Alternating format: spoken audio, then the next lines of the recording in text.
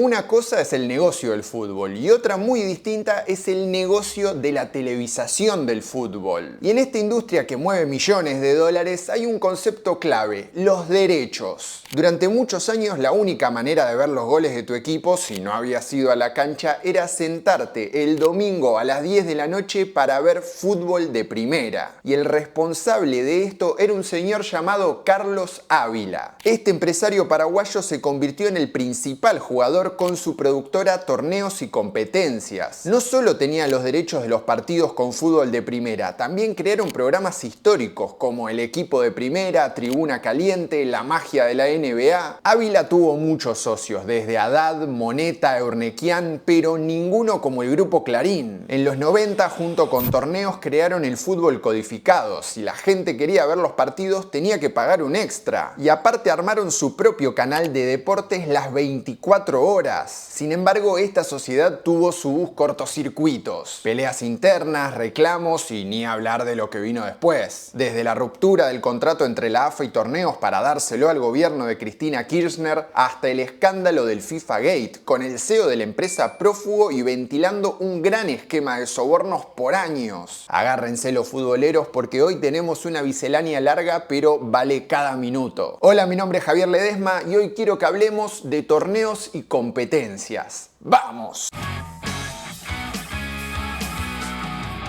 Momento de sinceridad, la bronca que me daba el codificado, lo odiaba. Creo que por eso también empecé a ir a la cancha, porque en mi casa nunca pagaron ni TIC Max ni nada. ¿Ustedes llegaron a pagarlo o hacían alguna trampita? Me acuerdo que en su momento en los semáforos vendían el decodificador trucho, que no sé si alguno funcionaba o era todo un verso. En fin, arranquemos porque hay mucho para contar. Torneos es la empresa de contenidos deportivos más grande de Argentina por lejos e incluso una de las top en América Latina. Tienen operaciones en varios países, durante años produjeron las transmisiones de Libertadores, Sudamericana, Copas del Mundo. Aparte tienen su propio canal, TIC Sports, pero también producían para otros como Telefe, DirecTV, Fox Sports, o sea, manejaban todo. Sin embargo, el principal negocio que tuvieron por mucho tiempo era el de los derechos del fútbol argentino. No solo armaban las transmisiones de los partidos por codificado, sino que también tenían la primicia de la transmisión en diferido los domingos a la noche. Es decir, si tu equipo jugaba, ponele, un viernes y vos no habías ido a la cancha, no podías ver los goles hasta 2 días después. Y hubo varios programas que intentaron zafar de esta prohibición de maneras muy tristes. Por ejemplo, en 2002 en Canal 9 debutó Fútbol No Pares con Quique Sacco y armaron como unas recreaciones virtuales bastante deprimentes. Me acuerdo que una vez en Fox, no sé si alguno también lo va a recordar, intentaron recrear los goles de un superclásico con nenes jugando en una cancha que la verdad fue un fail. El hombre detrás de este nuevo modelo de fútbol televisado era Carlos Vicente Ávila, un tipo de origen muy humilde que con esto se transformó en un magnate, facturaba cientos de millones de dólares por año, se codeaba con presidentes, leyendas del fútbol, con papas, y se defendía diciendo que él no había robado los goles, sino que simplemente había pagado los derechos, algo que hasta ese momento no existía. Los canales mandaban sus cámaras y listo. En cambio, desde los 90 su empresa tuvo el control total de cada cosa y detalle que pasaba dentro de la cancha. Pero ¿cómo es que empezó todo esto? Bueno, para eso tenemos que arrancar por el principio.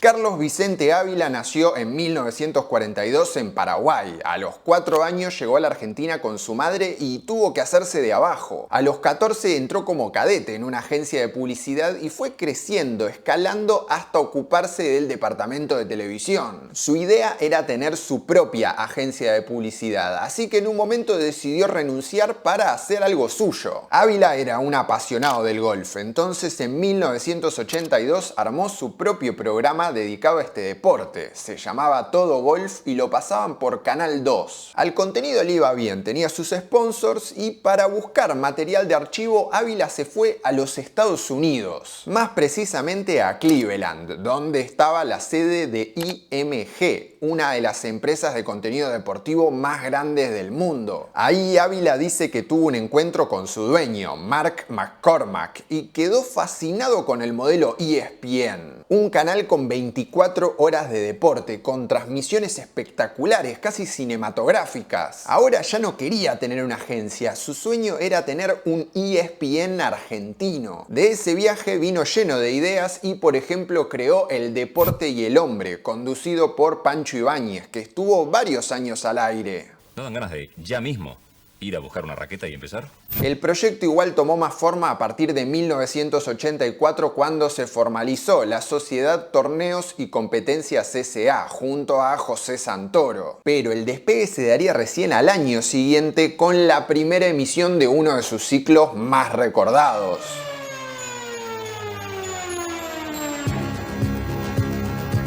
¿Cómo les va? ¿Cómo están? Muy buenas noches. ¿Cómo les va? ¿Cómo están? Muy buenas noches. Muy buenas noches, ¿cómo están? Fútbol de primera. Badangelo va, le pegó, ¡gol! Decir cómo salieron y les voy a decir el resultado. No. No va el resultado, ¿no? Es que soy nuevo en esto, ¿no? Sí, muevo yo, Perazo. Yo, Mauro, Beto Acosta.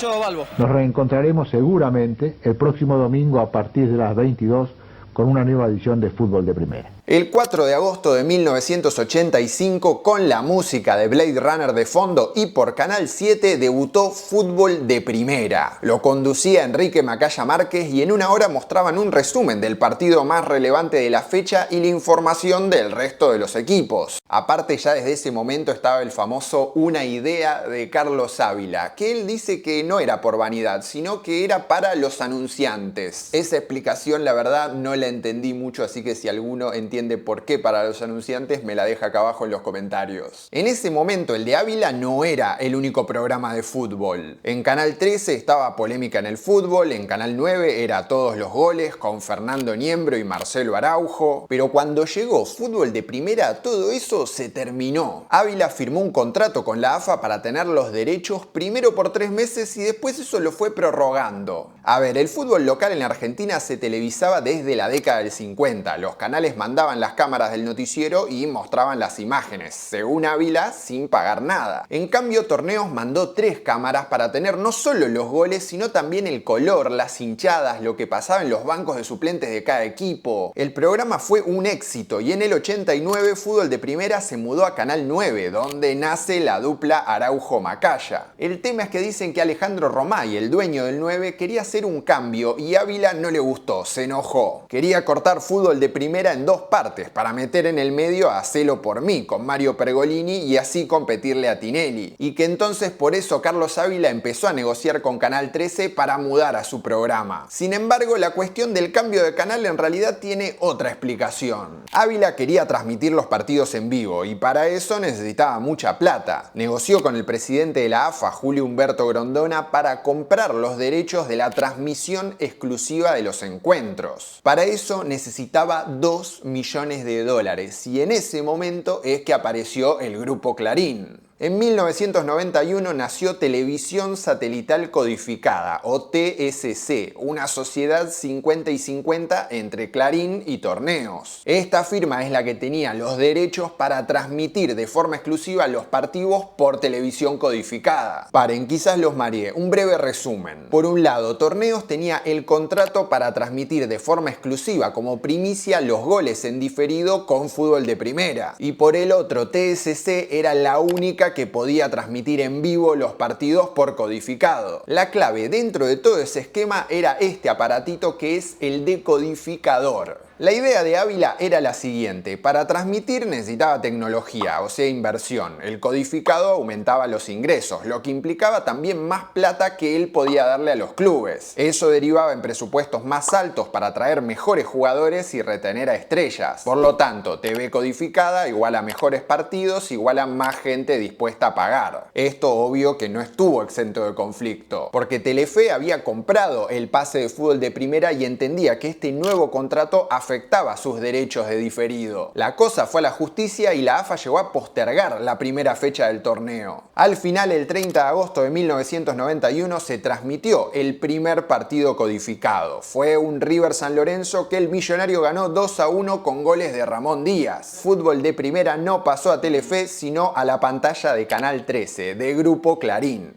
Si les divierte este tema, les recomiendo la nota de Andrés Burgos sobre ese primer partido codificado y todo lo que implicó. Varios detalles se las voy a dejar en el link acá abajo. La cuestión es que en esa década se da el gran crecimiento de Torneos y Ávila, no solo como productora, sino también como un multimedios. De solo transmitir los partidos del viernes pasó a los sábados, a los domingos, a organizar los recordados torneos de verano en pretemporada. Tenía programas que hoy son casi de culto, como El Equipo de Primera, Tribuna Caliente. Dios, cuántos momentazos nos regalaron ahí. Creo que no me alcanza el video para pasarlos y nombrarlos. El narcotráfico ha abierto sus oficinas a las puertas del fútbol argentino. Yo voy a estar a tu lado. No, gracias. Agradezco.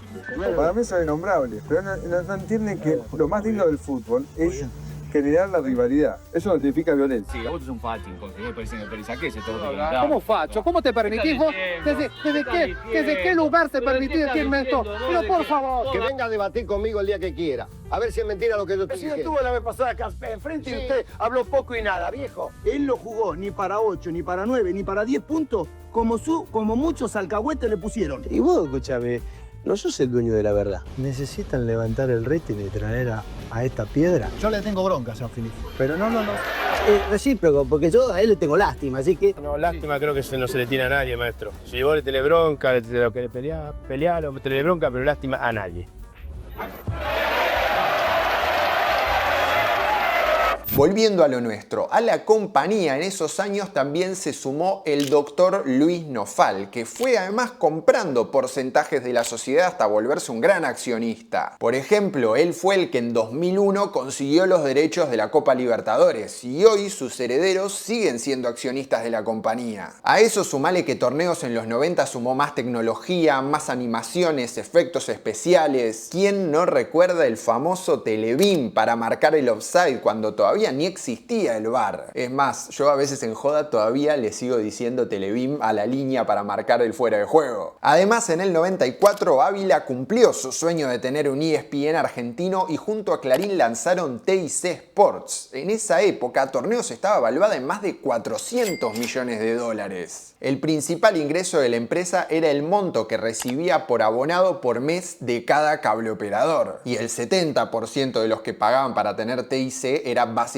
para poder ver los partidos, no por la programación, seamos honestos. Aparte, en ese momento todavía no estaban ni ESPN, ni Fox Sports, ni siquiera existía Olé. Y cuando llegaron algunos de esos canales, adivinen a quién contrataron para producir los contenidos. En un momento Torneos hacía fútbol de primera en el 13, pero al mismo tiempo producía programas y contenidos para Telefe, para Fox Sports, y más tarde se fue expandiendo hacia otras vetas de negocio. Empezó a comercializar las licencias de los clubes para vender productos con el escudo, armó su propia cadena de artículos deportivos que se llamó Código Fútbol, no sé si alguno la llegó a ver, y se metió en gastronomía, primero con TIC Café y luego con Locos por el Fútbol. Ahora bien, esta sociedad Clarín Torneos parece que iba bárbaro, habían armado un negoción gigante. Los clubes estaban contentos porque recibían cada vez más plata. En el 96 extendieron el contrato hasta 2014. Los que no estaban tan contentos eran algunos cableoperadores. En febrero del 99, Defensa de la Competencia le hizo un sumario a TSC por un posible acuerdo con Multicanal y Cablevisión para fijar precios mínimos y condiciones que violaban la ley. Y los que tampoco estaban súper alegres eran los dueños de los bares y las confiterías y cafés. Muchos habían comprado el decodificador para tener más clientes los días de partido, y en febrero de 2000 Torneos anunció que iba a cobrarles un extra porque el aparato era exclusivo para hogares. Pero más allá de eso, el tándem Clarín Torneos empezó a mostrar algunas grietas. El problema era que el plan original de Ávila era asociarse con Clarín para terminar vendiéndole la empresa en algún momento. Sin embargo, el grupo de medios no estaba interesado en ese negocio. Varios años después, Ávila dijo que en realidad Clarín se metió en el fútbol solo para presionar a cable operadores y así poder adquirirlos. También contó que el vínculo era un constante tira y afloje, porque Clarín siempre quería manejar las empresas en las que participaba. El vínculo no era con Héctor Manieto, el que todos conocemos, sino con Lucio Pagliaro, otro de los hombres fuertes del multimedios. Entonces Ávila dice que para contrarrestar, no, para hacer un poco de contrapeso, él mismo empezó a comprar medios. Entre el 98 y 99 fue accionista y presidente de Canal 9, y de 2000 a 2007 hizo lo mismo en América TV. Pero Clarín no fue el único socio que tuvo a lo largo de su historia, porque con los años Ávila y Nofal fueron vendiendo porcentajes de torneos a personajes de todo tipo. En el 95 compró una parte TCI del grupo Liberty, que eran los que manejaban Cablevisión. En el 97 entró el SEI, ese fondo del Banco City manejado por Moneta, del que les conté en este video. Cuando el SEI se cayó, quedaron Telefónica y el texano Thomas Hicks, que en 2004 le vendieron 40% de torneos a Fred Vierra, el expresidente de TCI. Dios, está todo conectado. Y en 2008 entró DirecTV, aunque para ese año había pasado algo muy importante. Carlos Ávila no solo era el fundador de Torneos, era la cabeza, el espíritu detrás de su modelo de negocio. Sin embargo, en 2006 él se fue de la empresa enfrentado con su histórico socio y con un ejecutivo que venía escalando puestos en la firma. Alejandro Bursaco trabajaba en el SEI, el fondo del Banco City para comprar empresas. Él era el hijo del periodista Raúl Bursaco, que fue secretario de medios durante la presidencia de Menem. Cuestión que Alejandro pasó a Torneos cuando el SEI se va de la sociedad. Ahí empezó a ocuparse de la parte financiera y, según Ávila, él y Nofal fueron los que precipitaron su salida de la compañía. Bursaco pasó a ser el CEO y accionista de Torneos. Era una figura muy importante. Ávila lo describió como un monje negro de la AFA y que era un chico con espíritu de barra brava, que tenía trato cotidiano con Julio Grondona.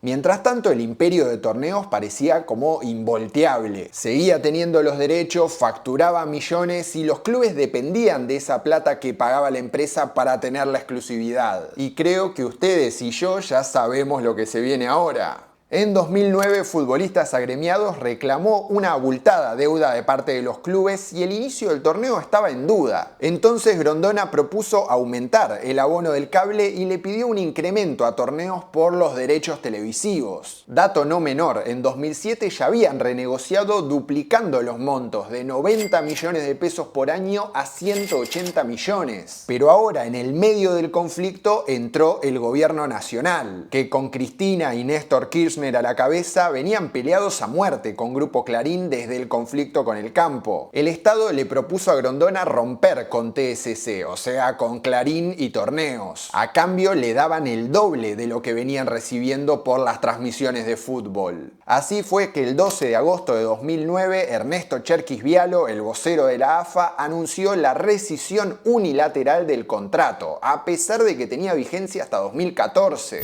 En el nombre de la AFA estoy en condiciones de decirles que a partir de las 8:40 p.m. de esta noche, la AFA está abierta a futuras negociaciones. Eso dio inicio al fútbol para todos. Partidos libres por tele de aire, llenos de pauta oficial con la dupla de Marcelo Araujo y Julio Ricardo como cabeza. En resumen, Torneos se quedaba sin el fútbol codificado y fútbol de primera medio que ya no tenía sentido sin la exclusividad, entonces fue muriendo el programa. Encima, al año siguiente, en 2010, murió Luis Nofal y en 2011 Carlos Ávila le hizo una cámara oculta a Grondona donde hablaba de varios pagos por debajo de la mesa. Ellos saben muy bien que yo tengo hasta testigos de los tipos de las motos que iban a buscar la plata negra. Pero eso era una golosina al lado del mega escándalo internacional en la que estuvo metida Torneos desde 2015, que la llevó a tener que pagar más de 100 millones de dólares a la justicia estadounidense para poder quedar libre. Seguro varios de ustedes tienen una idea de lo que fue el FIFA Gate. Básicamente una investigación en Nueva York que destapó una red multimillonaria de sobornos a dirigentes del mundo del fútbol.